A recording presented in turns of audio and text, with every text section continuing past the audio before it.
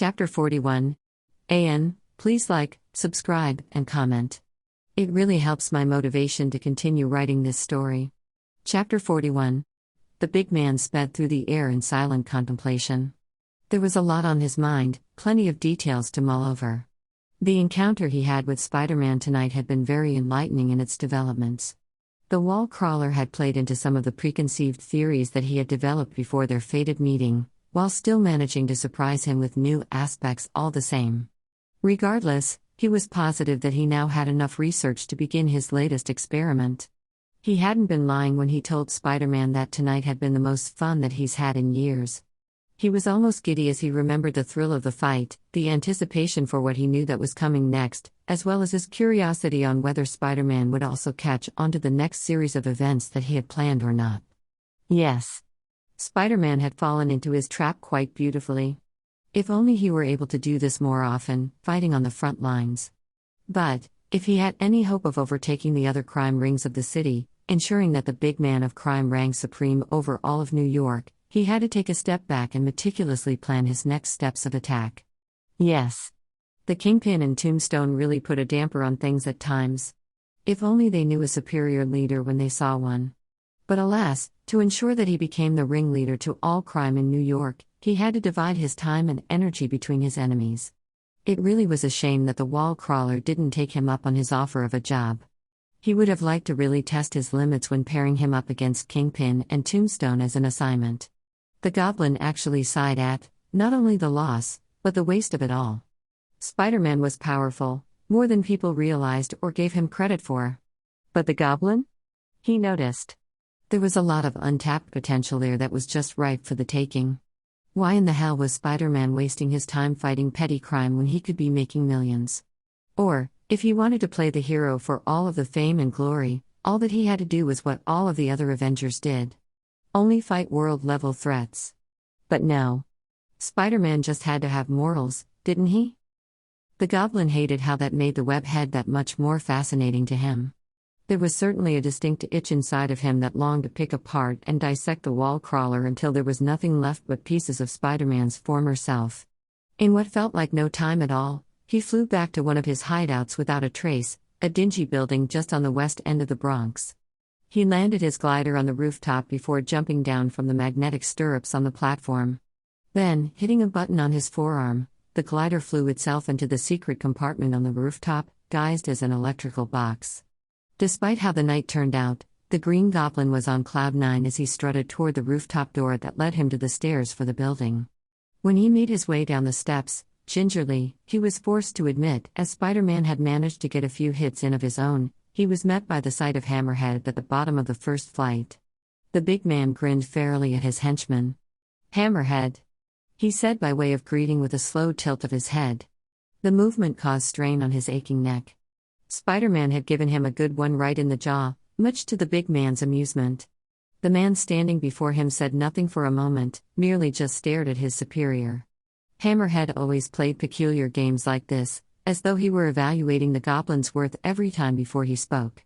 It used to aggravate the Goblin, taking it as a sign of lack of respect from his inferior. That was before a sudden strike of understanding had found him one day. Hammerhead was surely looking at him in admiration, soaking in his greatness while hoping to absorb a bit of knowledge from the big man's glory. The Goblin let him take his look.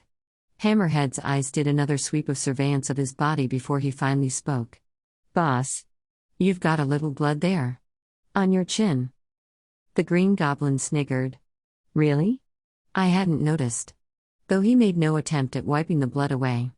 It was his badge of honor, as was the blood of Spider-Man that was still stained on his knuckles.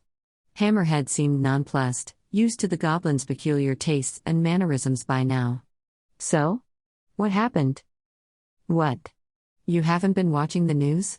The Goblin tittered lightly, though he was bursting with a desire to talk about his greatness. "I'm world famous now, you know. As the man that nearly defeated Spider-Man." Hammerhead's thick, bushy eyebrow raised on that protruding forehead of his. "Nearly?" The Goblin's expression dropped as he clenched his teeth, his smile gone. "Yes, well, everything was going according to plan, but then again, Iron Man showing up did put a little snag into things. So I had to improvise." Hammerhead nodded slowly, his scrutinizing stare seeming to see right through the goblin's calculated nonchalance. It was true that he hadn't intended on Iron Man showing up to the fight. Tony Stark could hardly make board meeting appointments, but he had the time to come and break up Spider-Man's fight. But when he did show up, demanding that he drop the web head, the goblin knew immediately what the consequences would be. He could see it on the screen in his eye lenses in real time.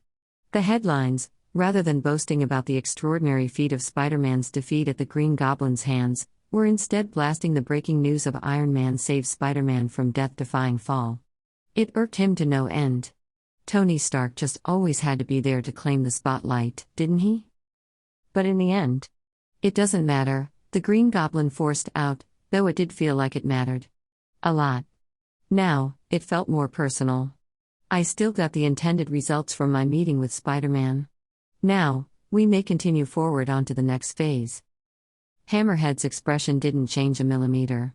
Instead, he merely responded with the calm baritone that he was known for. You want me to call Dr. Smythe? The big man thought about it for only a moment before he banished the idea entirely. He waved his hand at Hammerhead in dismissal. Dr. Smythe's methods had impressed him in the beginning, but his lack of results lately had shown the goblin nothing but his incompetence. No.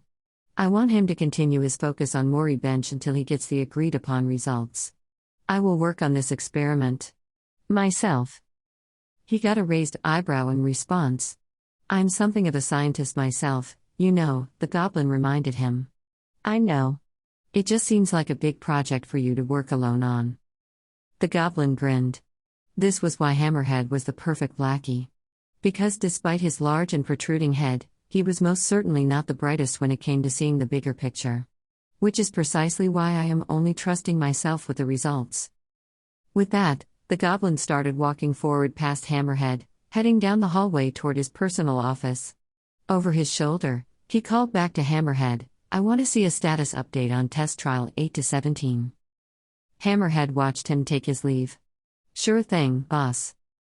He waited until the big man turned the corner and was out of sight before he turned himself and went down the opposite hall. Hammerhead strolled casually, his footsteps heavy as he reached into his jacket pocket for his cell phone. Pressing a single button on his speed dial, he put the phone up to his ear and only had to wait a moment for a connection. Lincoln, was all that he got by way of greeting from Lincoln Tombstone Thompson. His baritone voice was deep and grumbly. Hammerhead could already tell that Tombstone had already heard the news. It was easy to tell by the irritable lilt in the bite of his single word, so different than how he presented himself with his public persona. Hey boss, Hammerhead said into the speaker, looking over his shoulder to make sure no one was within earshot. Just checking in. He got a hum of acknowledgement as he heard the scratching of pen against paper in the background. I'm assuming that you saw the news? He finally heard, confirming Hammerhead's suspicions. Yeah. That green psycho really did a number on the wall crawler, Hammerhead commented, not bothering to offer much more of his personal thoughts on the matter than that. There are reports that some from the crowd heard him referring to himself as both the Green Goblin and the big man of crime. What? Hammerhead forced a level of surprise in his voice. He stopped at a doorway and allowed himself entry into the dark and empty room. The same guy that's been trying to take over the business, boss? Yes, was the curt response that he got in return, before, I want you to try and find out all that you can about this. Imposter. I don't take kindly to those trying to take over the criminal enterprise that I took years to build from the ground up. Yes, sir, Hammerhead responded as he flicked on the light. The screen before him was flashing with the latest results of experiment 8-17, then paused before he asked, and the girl? She got on the plane? He could hear the smile in the other man's voice with his next words. Tombstone has always had that vicious side to him, that begged no mercy, which was how he got the nickname. Yes.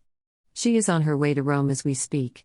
From there, a car will take her to Venice, which is where our hired men will find her. Walking up to the monitor, Hammerhead pressed the buttons to allow for the results to print onto a paper document. The little bitch knows something, boss, Hammerhead assured, we'll get the information out of her. This managed to draw out a dark chuckle out of Tombstone. For her sake, she'd better be singing like a canary. Mary Jane's plane landed at the airport in Gander, Newfoundland, where she had a 5-hour layover until her connecting flight. She hadn't slept on the plane at all, and she could feel it in the tight tiredness beneath her eyes, no doubt where dark circles plagued her. But she couldn't help it. Her mind kept warring between the butterflies that she felt in the pit of her stomach and the agonizing dread as flashbacks bombarded her. Even hours later, she could still feel the pounding deep in her eardrums that matched in time with her speeding heartbeat. Why had she done it? Why had she kissed him? Sure, it had seemed like a good idea back when she was planning the night through. All week she had stars in her eyes as she had daydreamed about his reaction to her boldness. In her mind's eye, she had pictured him wrapping his arms around her waist and pulling her close, whispering her name against her lips as he opened his mouth to taste her. But of course, this was Peter Parker she was thinking of. She had never been able to have a good grasp on figuring him out before. Why did she think that this instance would be any different? Because Peter hadn't kissed her back. In fact, he had stood as frozen as a statue as she had stupidly claimed his lips with her own. Fuck. How could she have been so stupid? Sure, she had tried to play coy as she had pulled away from him and walked away, but that confidence within her had quickly diminished with the more distance that was put between them. With every mile that she flew high in the sky, another seed of doubt was planted. Had Harry been wrong about Peter liking her? He had seemed so sure that with a jolt, she suddenly realized that Harry had never actually confirmed to her that Peter had feelings for her. Harry had only told her that Peter had been intending on asking her to the dance. Had she looked too deeply into the meaning behind that? Had Peter been planning on merely asking her as a friend and she took things too far? She blushed as flitting images of her carelessly grinding against Peter's crotch came to mind. Holy hell. Peter must have thought that she had well and truly lost her mind. And the note that she had left with him. There was no way she could play this off as nothing but her typical whimsical and carefree attitude getting away from her. Her note had voiced her confession of her feelings for him, and if nothing else, her actions last night had more than proven them to him further. What must he be thinking of her? There was still a sliver of hope that Peter would magically see the light as he reflected on her confession and decided that he liked her too. But there was the larger part of her that kept fixating on his lack of reaction to her kiss. Mary Jane didn't think that she could bear it if Peter started avoiding her because of this. She had yet to talk to him as Spider-Man ever since she had confessed her feelings to him on the godforsaken balcony. When he had said that he needed time back then, she didn't think that he would have taken this long. And that hadn't really bothered her all that much because she was still spending time with him as Peter after she found out his secret identity. But now, what if Peter started doing what his alter ego adopted and just disappeared from her life? Deeply seated panic settled in her gut at the thought. There was a rational part of her brain that told her that she already had abandonment issues, her parents' lack of support and love all of her life saw to that, and it may hurt her beyond repair if Peter started giving her the cold shoulder because of this. She tried to think logically for a moment. She had given Peter a choice, hadn't she? She would just have to be patient and wait to see if he chose to join her in Paris. And if he didn't? She meant what she said, that there would be no pressure. She would just have to accept it and try to move on. But that still didn't mean that she wouldn't be disappointed beyond belief if he did make that choice. She knew now that there would always be a part of her that longed for Peter Parker.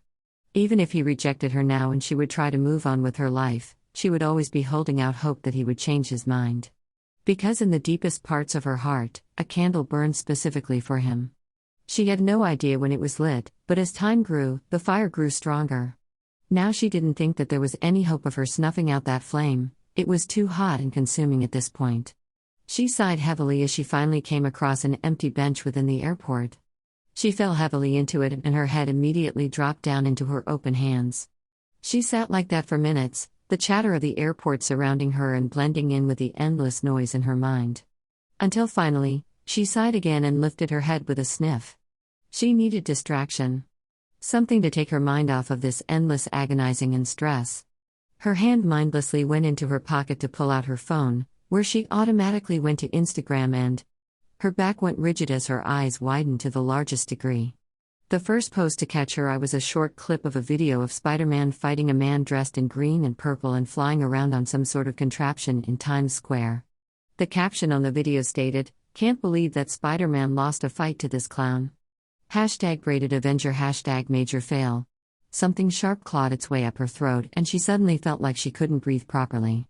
Her thumbs started scrolling, over and over again. There were pictures and captured videos of the incident. Her heartbeat drummed loudly in her ears, speeding away like it was trying to imitate a jackhammer. There were so many videos. So many pictures. Each one showing Spider-Man getting beat up by this laughing lunatic. Each one showcasing that Spider-Man's injuries kept increasingly getting worse and worse. Until finally, Spider-Man falling to his death. Hashtag #RipSpidey, hashtag good riddance, hashtag Spider-Man is a menace, hashtag splat. Alongside it was a video that played in a short loop. The man dressed in green and purple had Peter held by the neck tight in his clutches, as Peter dangled there, limp and unresponsive. Until he let go and Mary Jane was hyperventilating as the image burned into her mind. No. Just no. It wasn't true. It couldn't be true. It just couldn't be. In a blind panic, Mary Jane quickly exited the app and clicked his name on the phone icon from her screen, and immediately put the speaker to her ear. Her other hand came up to knot desperately in her hair, only just so that she had something to hold on to. The phone rang a total of 4 times, each one nearly giving her a panic attack. Once the 4th ring reached her ears, tears started welling in her eyes before the distinct clicking sound of someone answering her call was heard. As soon as the ringing stopped enough for the line to connect, Mary Jane screamed into her phone, "Peter?" There was a brief moment of lingering silence that followed. Before a voice responded to her, a voice that was far too deep to belong to her. "Peter, well, hello to you too." Her eyes widened significantly as she audibly gasped. Who was this man? Was it the maniac that was dressed in green and purple? Did Peter survive but he was now captured? The daunting thought was terrifying for her to think on, especially being so far away and not able to do much to help at the moment. Who is this? Where's Peter? Mary Jane demanded. If she wasn't so distressed at the moment, she may have been proud of how forceful her voice sounded. "This is Tony Stark," he responded, and all of the air whooshed out of her lungs. Tony Stark? He answered Peter's phone? Was Peter with him right now? Or had Mr. Stark tracked it and was using it to try and locate Peter? As if he could read her mind, he started saying, "And Peter.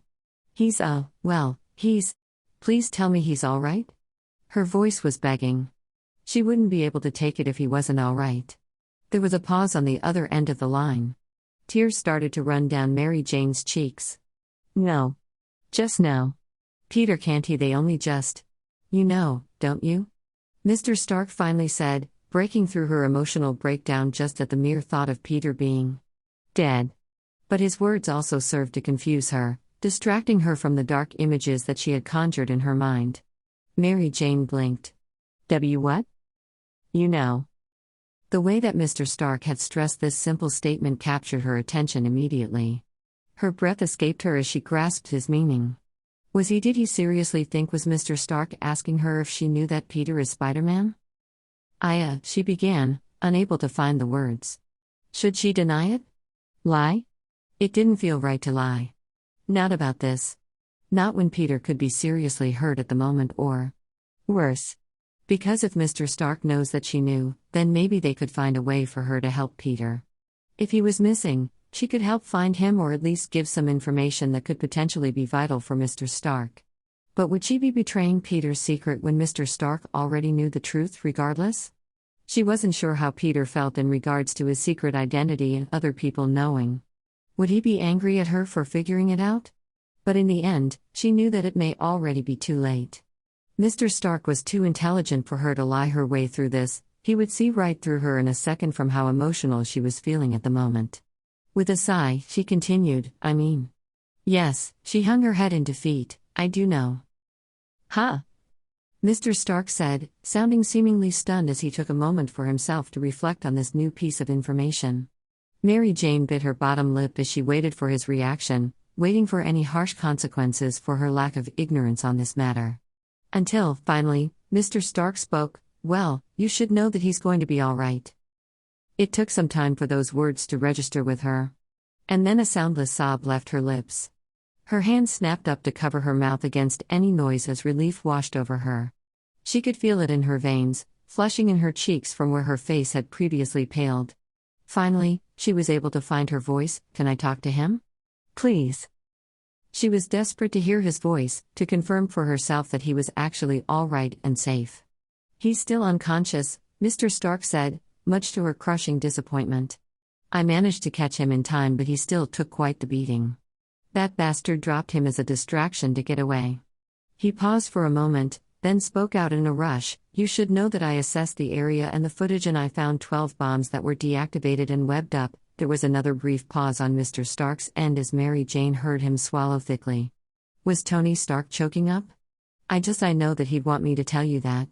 So that you didn't think he was incompetent or some shit like that. Thinking that Peter was incompetent had never even crossed her mind. He had saved her life too many times for her to think such a crazy notion like that. But one thing that Mr. Stark said stuck out to her. Does he really care that much about what I think? Mary Jane couldn't help but ask before she could stop herself. She heard Mr. Stark sputter as a humorless laugh escaped him. Are you kidding? Your opinion of him is probably at the top of his list of things that he cares about right now. It's all he ever talks about these days. He talks to you about me? Warmth fluttered in her chest. There was another pause. I shouldn't be telling you any of this. A part of her agreed. She should be hearing this come from Peter himself, but she couldn't deny that Mr. Stark's words were like a soothing balm to her nerves. When Peter hadn't kissed her back, she wasn't sure what to think. Slowly, she could feel a bit of the tension release from her shoulders as her hand lowered from the knot she had twisted in her hair. Can I ask you something? Mr. Stark asked suddenly, breaking her from her thoughts. Curious minds can't help but inquire. Sure. Mary Jane agreed. How often would it be the case where Mr. Stark would ever be curious about something involving her? Especially when it seemed like Iron Man always had the answers to everything. How long have you known about his spider affliction? That was one delicate way of putting it. Memories flashed through her mind on her history with Peter, both Spider-Man and normal teenage boy alike. She started to speak her memory aloud to him as she saw it in her mind's eye. I found out at Harry's party. I went back into the house because I couldn't find Peter anywhere. I thought that he was trapped inside somewhere, and I couldn't bear the thought of him being well. Mary Jane paused with a heavy swallow and tried to refocus her thoughts, but once inside, I stumbled across the fight and, well, Spider-Man was there. I was honestly shocked, anyway. He had to take off his mask in order to see because his lenses got charred. But then a beam fell on top of him. The smoke was too thick for me to notice his identity then, but I somehow managed to drag his body outside into the backyard. That was when I noticed his face. Well, that explains how he got out of the building, Mr. Stark muttered to himself, before he spoke his next words clearly. Why haven't you told him that you know? Mary Jane bit her bottom lip. Would he think that her reasoning was stupid? Something only that a silly and romantic girl would come up with and stick to? I wanted him to trust me enough to tell me himself. Mr. Stark gave a bit of a grunt of acquiescence. I guess I can understand that. If I weren't me, of course. Mary Jane let out a small laugh at the indirect reminder of the infamous press conference where Tony Stark revealed that he was Iron Man. It felt a little nice to laugh after being emotionally wrought for the last 5 hours. It would have probably been a while before he would have told you himself, though, Mr. Stark continued, so I hope you weren't banking on any revealing conversations soon. He's been too busy agonizing over. He cut himself off in a sharp and abrupt end. Too busy agonizing over what? Mary Jane asked, her interest piqued as she pressed for answers. Oh no, you're not getting another peep out of me about that subject matter. I'm starting to think that Happy was right about you. You're going to have a talk with Peter. At the mention of Peter's name again, Mary Jane sobered somewhat. Now was not the time to be selfish and focus on her own feelings. Not when Peter was severely injured. How is Peter right now? The shift in tone that Mr. Stark adopted somewhat soured at the reminder. He's healing. He had a couple broken ribs on top of bruises and cuts that covered about 70% of his body. Mr. Stark swallowed thickly and Mary Jane found herself mirroring the action, bile suddenly constricting her throat. Tears prickled at her eyes at the thought of him being in that much pain. Poor Peter. You already know about his healing ability, right? Mary Jane nodded, though he could not see it. Yes. I figured it out the night that I met him. You're more intuitive than you appear. His voice sounded impressed. Peter never stood a chance, did he? A laugh managed to escape her. A flicker of pride swelled from within as it warred with the worry that she felt for Peter. But she couldn't help it. To think she was getting praise from Tony Stark. No. He really didn't. I would have figured it out eventually if I hadn't found out when I did. Mr. Stark chuckled, sounding mildly amused. Yeah. The kid is not as sly with his secrets as he thinks. I'm surprised that more people haven't figured it out. Does May know? It had been a sneaking suspicion of hers for a couple of weeks now. There was another long pause. And Mary Jane was just about to open her mouth to tell him to forget it, when, yes. A small smile formed on her face, glad to know that her suspicions had been confirmed to be true. I thought so. She's like her nephew in the secret-keeping department. She looked so guilty when she tried to keep me from walking in on Peter in his spider suit. At this, Mr. Stark chuckled warmly. Those Parkers, I tell ya. You gotta love them. There was a halt on Mr. Stark's end. Really? Mary Jane's brows furrowed, not knowing what it was with his tone that caused him to sound like a cat that caught a canary. But then her eyes widened as she looked back and thought on her words. Don't. She warned immediately. Love? Stop it. Mr. Stark was outright laughing now. Ah, it feels good to laugh. It's been a long night. Thanks for that, kid. Mary Jane swallowed, and shifted in her seat as her hand fidgeted with the hem of her jacket. And when she spoke, her voice sounded so small and unsure. You won't tell him that I said, Don't stress it, Mr. Stark interrupted her, his voice both nonchalant and reassuring at the same time. How is that even possible? I won't tell him. I'll leave that to be your big reveal to him. I also won't tell him that you know his secret. I'm officially butting out. Mary Jane held her breath for a moment longer before she let it all out in a release that was lined heavily with relief. Thanks, Mr. Stark. She said, genuinely. I think you can call me Tony by now. She blinked in surprise before her heart warmed just a bit. Thanks. Tony, Mary Jane said, testing out the name on her tongue. It was so easy for her to see how Peter could have such a close bond with this man. The media may portray him differently and the man himself may try to come across as blasé, but underneath it all, she could see that he truly did care and was a softie at heart. At the thought of Peter, longing swelled in her chest. She wanted so desperately to speak with him, to hold him, kiss him. But she would have to settle for a potential phone call with her being so far away. She swallowed thickly. See, can you tell Peter that I called? Tony hummed. Yeah. I'll tell him. Do you want him to call you back? At this, Mary Jane hesitated.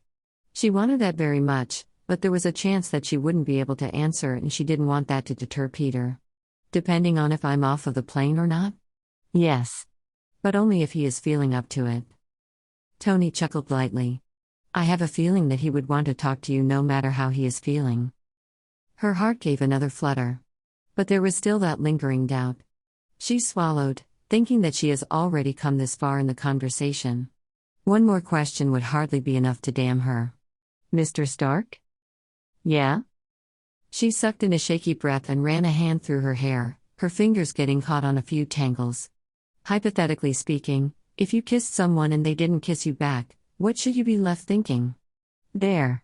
It was all out there. She was sure that Mr. Stark was smart enough to deduce that this wasn't hypothetical at all, but she felt the need to ask the question anyway. Who else could she ask besides Peter himself? Tony knew him better than most. If anyone knew Peter's thought process when Mary Jane had kissed him, it would be Tony Stark, who knew all a manner of sides of Peter's character, both spider and boy alike. Tony snorted. Look at who you are talking to. Can't say that I've ever had that experience. Right. There was a momentary pause, before, he was probably just nervous. I wouldn't worry about it, kid. Mary Jane swallowed thickly, trying to force his words to become a reality in her brain. But it didn't really help. Her mind kept over-analyzing and nitpicking at their every interaction, wondering if she had maybe come to the wrong conclusion in thinking that Peter liked her back. Thanks, Mr. Stark. She said, finally. See you around, kid. Then, the line disconnected and Mary Jane was left staring down at her phone screen, feeling withdrawn and exhausted all of a sudden. She forced herself to relax further against the bench and coerced herself into finding an article that accounted what happened on Spider-Man's fight with the new villainous Green Goblin, trying to piece together what Peter had gone through tonight after he had dropped her off at the airport. Beyond that, She spent over an hour watching shaky pedestrian videos of the incident on Instagram. She shivered at the sound of the madman's maniacal laughter as he administered blow after blow on Peter. She felt suddenly nauseous watching the abuse that Peter was inflicted, and she paused the video, taking a moment to close her eyes and breathe. Peter was going to be all right. Tony had said so. She had to force those words into her mind, trying to make them stick so that they became a part of her reality. More than anything, she wished that she was by his side right then, holding his hand, stroking his soft, brown hair. But she couldn't. Besides the fact that she was stuck in an airport in another country, Peter didn't know that she knew the truth about him being Spider-Man. She had to respect his boundaries and let him tell her when he was ready, not by proxy of Mary Jane needing reassurances of his current condition that she already got from Tony. She sighed and started mindlessly flipping through the apps on her phone, trying to pass by the time and keep herself occupied. It was when she checked her Instagram again that she noticed that she had a notification in her messages on there. She clicked it open and her heart nearly leapt up to her throat when she saw that it was an unread message from Peter. Her fingers immediately clicked on it without her even realizing it, as seeing his message left a light sensation to spread all over her body. "Peter, I'm packing now. See you in a week," read. It was followed by a picture of an unzipped packed suitcase full of clothing and other necessities. It must have been sent before he had ventured out to fight the Green Goblin, but his intention with the message was clear. He was planning on meeting her in Paris. Her eyes misted over and she released a relieved laugh as she wiped hastily at her eyes. She was unsure whether those plans have changed now that this fight happened, but she was grateful to know that he had been planning on meeting her there. She sniffed once, twice, then double-clicked on Peter's message in order to heart it. Then, she began to type a response of her own. "Mary Jane, I'll be counting down the days. Mary Jane, don't forget to pack your fanny pack." She couldn't help but add that last part in, knowing that Peter would need something to smile about as soon as he woke up. Even if he no longer planned on meeting her in Paris, he deserved that much at least. Thanks so much for reading. Please leave me a comment/review. I love reading them.